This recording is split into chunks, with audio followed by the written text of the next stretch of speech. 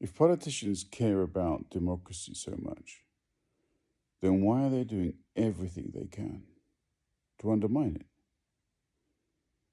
Over the last few decades, the differing political parties, which have represented alternative options for people politically, have managed to converge.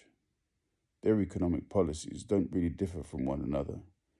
There may be the occasional difference here or there, a policy of one kind which will only serve to be returned to normal or neutralized by tax policies of another kind somewhere else. But these are just superficial things. They're skin deep. They're not particularly important in the long run because the economic models never change. The direction remains the same. The elite remains untouched. And this is not some kind of secretive elite. This is simply an elite which exists in front of our very eyes. But nobody really chooses to question anymore because, well, what's the point? Everybody's so busy trying to become one of them that they don't really want to fight against them.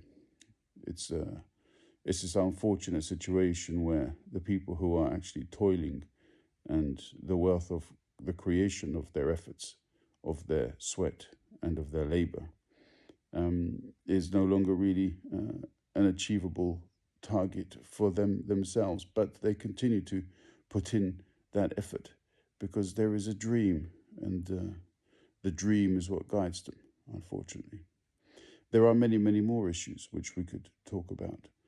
There are the means of division which these politicians have continuously sown into society. They've observed movements and they try to alienate those movements, even when the principles of justice and human rights are in support of those particular movements. It doesn't matter because they find a way of isolating them, because what has to remain at all costs is the power structure. And this is what disappoints me the most. We have supposedly become the most intelligent generation, and I hope the generation after mine and the generation after that will be even more intelligent. But then they have to recognize the folly of allowing the status quo to continue.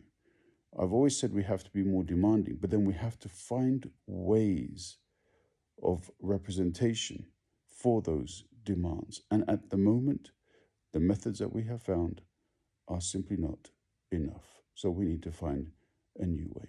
This is Tuna Mike. Rise up, be curious.